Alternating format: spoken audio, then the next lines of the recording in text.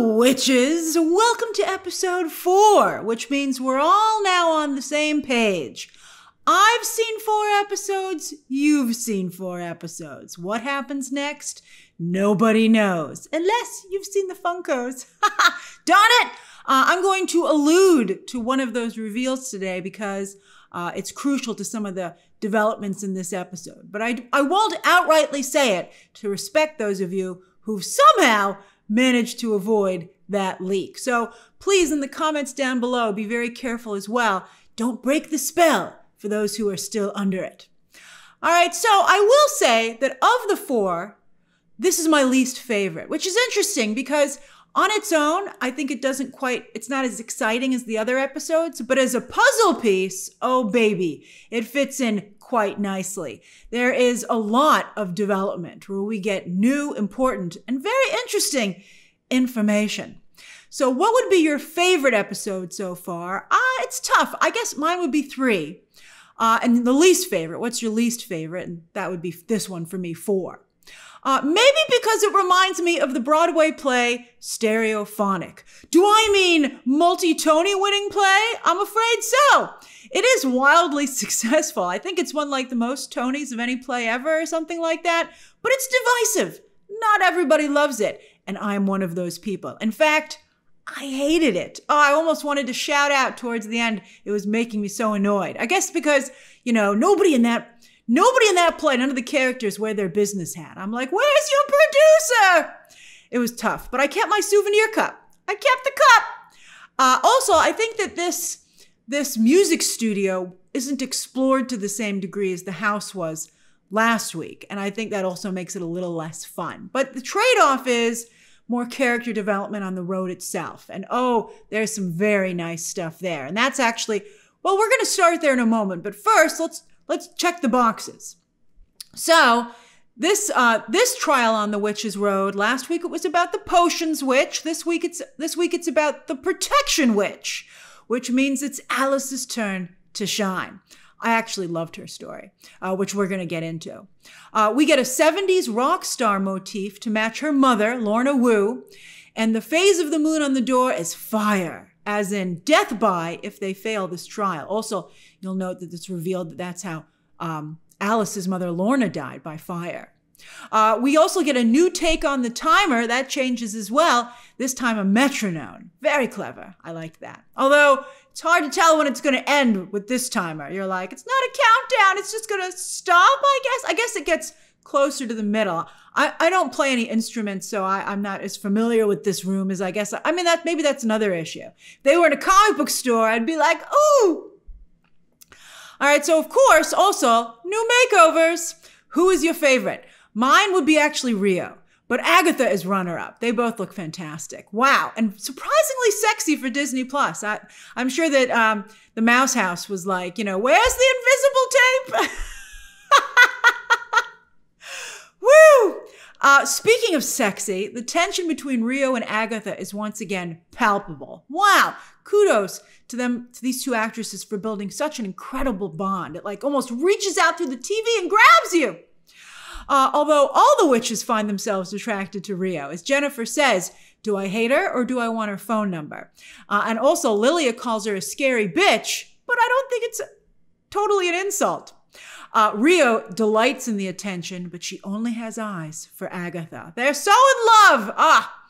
The best lines in the episode are mostly up front. Agatha admitting that Mrs. Hart was a bad draft pick. That was great. To then when they cast the spell to summon a new Green Witch, Agatha asks for someone not super political. Oh, I felt that one. That was great. But the best line in this episode by far, and I feel bad that they used it in the advertising online. I don't know if you saw it in advance, but I wish you would. I hope you got to experience it for the first time in this episode. But when Rio says she's less a Green Witch, more the Green Witch, with demon voice for emphasis. Oh, it was fantastic. Aubrey Plaza could have done that all on her own, by the way. But I appreciated the sound effects boost. That was just, it made me laugh out loud the first time I saw it. I also like the line about magic takes the path of least resistance when Rio admits she's not stalking them. She just happened to be the closest Green Witch nearby. I'm like, I don't know if that's awfully convenient, Rio. But it's an interesting way to describe magic, taking the path of least resistance. I was like, ooh, I feel like I'm in a college class for witchcraft. I feel like I wonder if this is all true. Like, are we actually learning a little bit about witchcraft? That would be nice.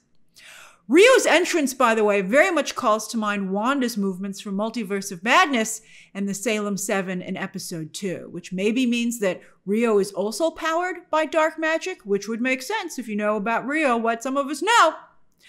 I think at the end of the episode, you see Agatha really letting her guard down and becoming more of a real person instead of the villain, right?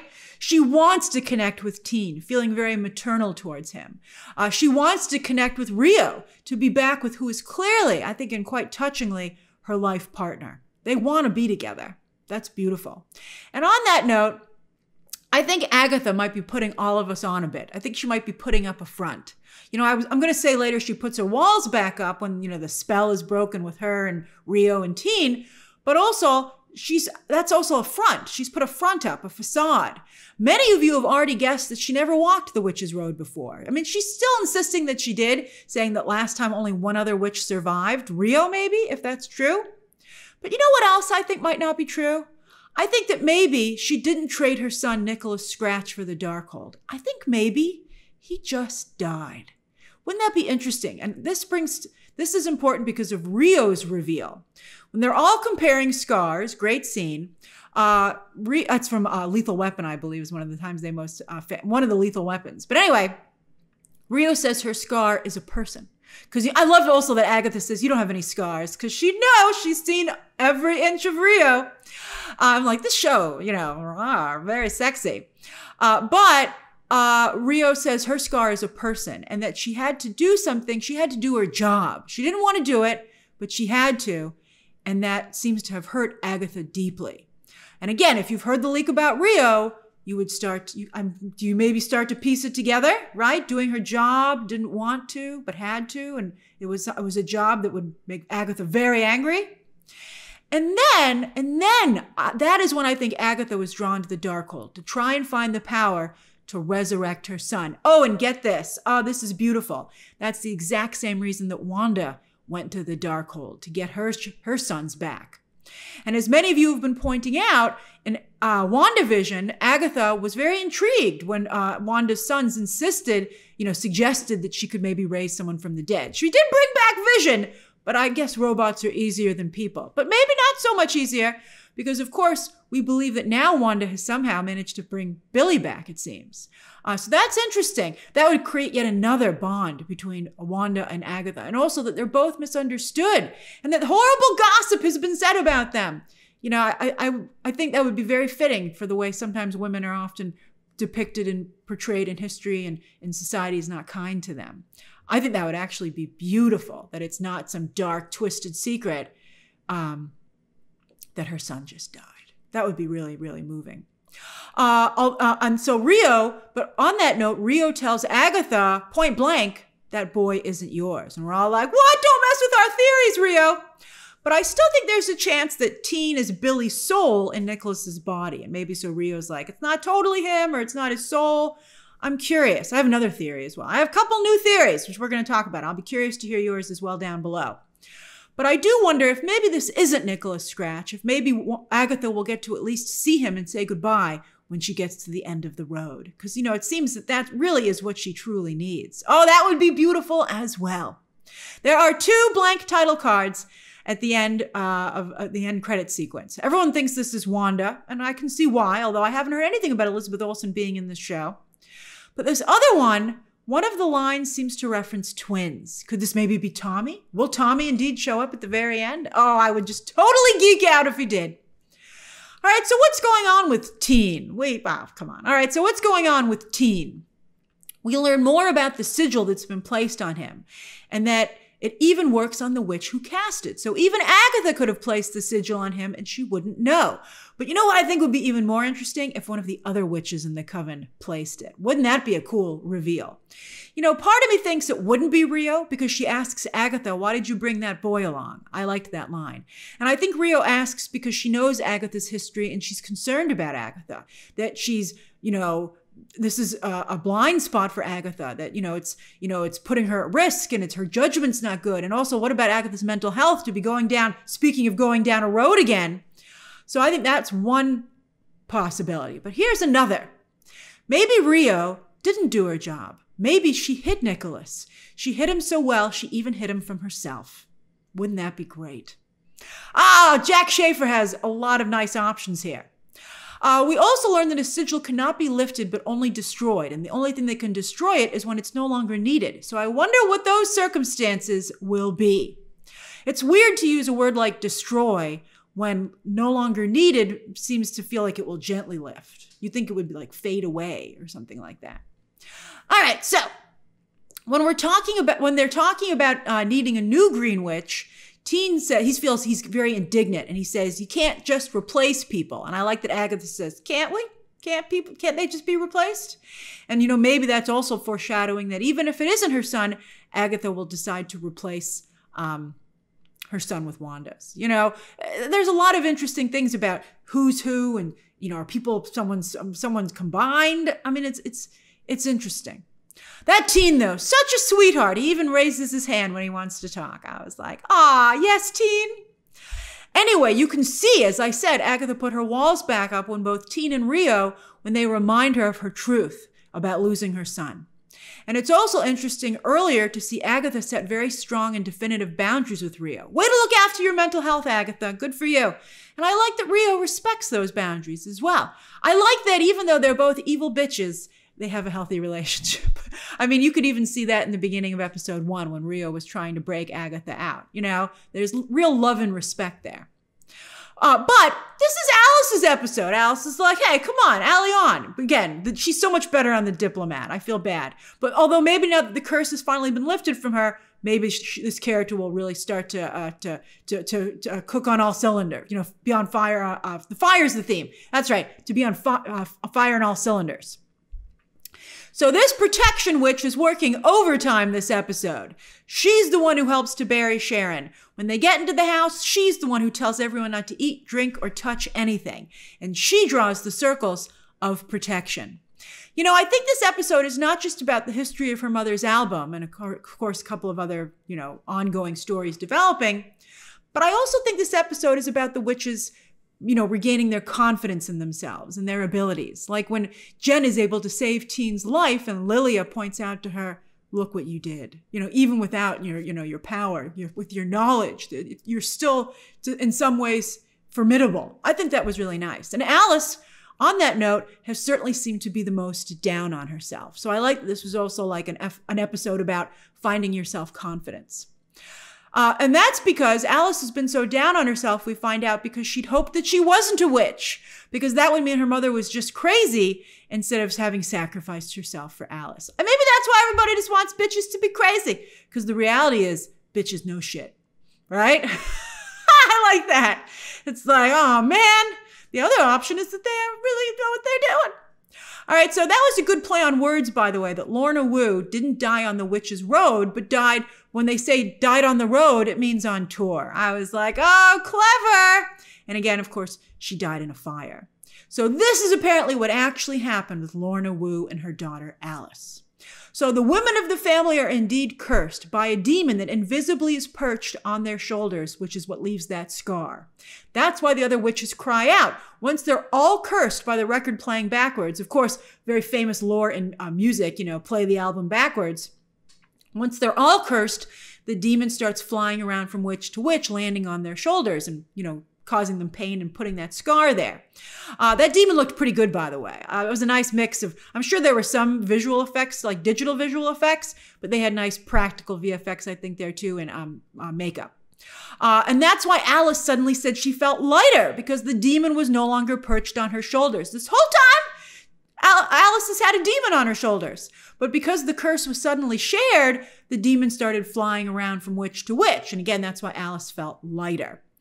That's very, very subtle. I mean, did you catch that first time around? But it's very clever. So why did Alice live so long? Why hadn't the demon killed her like it had all the women in her family? Well, that's because this Witch's Road ballad, which is Lorna Wu's variation of the song, When she was alive, Lorna tried to use the song through her concerts to open up the road, maybe to lift the curse that way, just as Alice is finally able to lift it on the road now. They say her fans were her coven. That's beautiful, but it didn't work either. That's beautiful, but follow the instructions. Like, what is it? A pentagram has 5 corners. Do you only have 5 fans? No, you were too successful, Lorna. You had tons of fans. So she was going around trying to open up the road. But after her death, she knew that the song, which had become so popular, would always be somewhere playing. Isn't that nice? The fact that a popular song is always playing somewhere. And since it's a protection spell, that would keep her daughter Alice safe. I thought that was a really clever, amazing, and touching story, and a really nice way to look at a popular song. I thought that was very, very clever. I liked that quite a bit. And I'm not even a big music fan, and I thought that was great. It's also a nice line to say that the only way to end a curse is to face it, which is some good real-life advice there as well. Do you feel you're cursed? Well, you can't run from it. Got to look it head on, witches. So Alice didn't die, but she still was cursed, and her life was a mess. She had a demon on her shoulders. And so this demon was constantly just bringing her down. So again, as I said, I'm curious to see what the character will be like now that that curse has been lifted. And they exit not stage left, but through the piano. As for the other witches this week, Lilia also continues to be quite interesting. I mean, it's got to be a good role because Patty freaking LuPone signed on to play it. But she keeps getting possessed and saying things about the group. This week she says, Alice, don't. And then later on she says, we really kind of hated each other in the beginning, but now. And it seems like that line is applicable right now. But no, she's having another trance. And I bet you these are all lines from a later episode. I bet when we see one of the later episodes towards the end, these are direct lines. In the house this week, Lilia also seems to see paintings of witches being killed in the style of the Inquisition. And when they're all comparing those scars, Lilia says she has a vampire bite. Oh, when is Blade going to show up? But yes, we have a vampire tease. And with this and Werewolf by Night, the spooky corner of the MCU continues to expand. I didn't think of Wanda being in this group. I was thinking of her with Doctor Strange and Loki. But she could, it's a Venn diagram. She can be in a couple of groups. We also learn more about what happened to Jen back in the 1920s with that doctor that we saw a glimpse of last week with her hallucination. That she was a midwife who was invited to a new obstetrics facility, but it was a trap. And she wonders how that doctor with no magic was able to bind her. I liked her line, so much for do no harm, which is, of course, a reference to the Hippocratic Oath. And I think this conversation really plays nicely into the one we're having today, and in some ways, unfortunately, probably will always be having. And that's that other people, particularly men, trying to control, the power of women, not just through their bodies, but so many other ways. And so I thought that was interesting. And sometimes even when they claim that they're, acting on your behalf.